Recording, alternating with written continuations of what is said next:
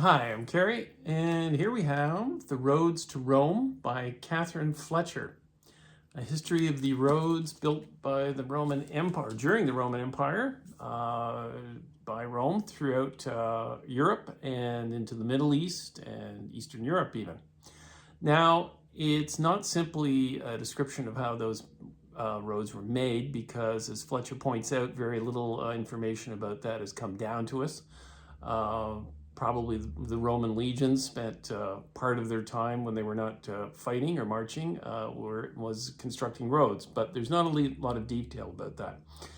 So what the history is really about is the story of the people who use those roads and the heritage of the roads, and it's their impact on politics and the popular imagination in the centuries that followed.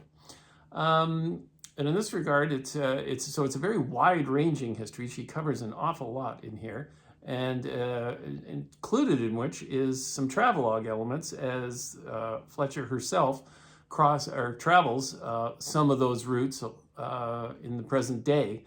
Although, of course, vast majority of the roads only exist in a fragmentary form, or have been paved over and are now the substrata of existing roads.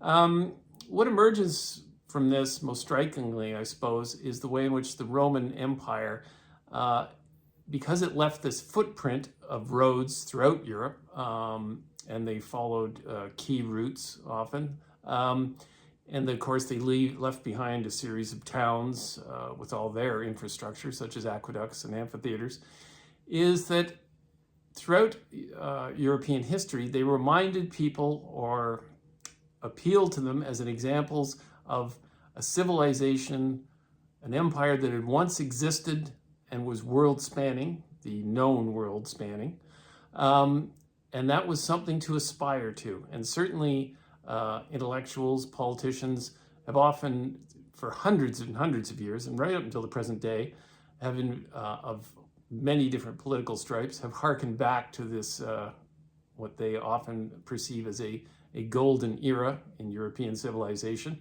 and tried to, in one way or another, associate themselves with it, bring its architectural styles into the present day. We still live, so many of our public buildings to this day are inspired by Roman architecture. And Fletcher brings all this back to life for us, and also describes the way in which the idea of travel, because so many travelers using these roads, we think of the Grand Tour of Britons traveling starting in the late 1700s, right up until the last century, making the trip to Rome either as pilgrims or as tourists, or as those looking for excitement or adventure, or to witness firsthand the glory that was, or the grandeur that was Rome. No, the glory was Greece, but the grandeur that was Rome, which had a strong effect on the European imagination. And also the idea of travel itself, of the freedom of the road, of being able to pick up and leave, see new things, a concept that is really, for the average person, going back 100 or 200 years, was not possible, but for a certain category of traveler, was a very powerful thing to aspire to. So if I'm not terribly clear on all the qualities that make this book excellent, it's because it covers a lot of facets of all things Roman, but it is a very entertaining book to read. I particularly liked her reference to Fellini's ROMA film about the scenes of driving in there on a freeway into Rome, linking it to the ancient history of Rome. In relation to that, there's an Italian film called Il Sorpasso, which from 1962, which is all about the freedom of the road and traveling, which is brilliant, one of the great Italian films. If you've never seen it, please check it out.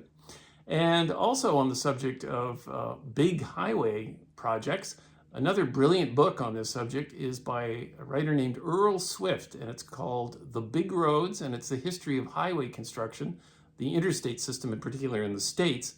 That it is far from dry, although that might sound like that, a history of the interstate highway system. It's brilliant. It was published about maybe 15 years ago. I read it. It's great. But anyway, so there's that. The Roads to Rome, excellent stuff. And this is my novel, The Skeleton Palms. Yes, set in Las Vegas, California, Nevada. Give it a look. Thanks very much. Until next time, bye.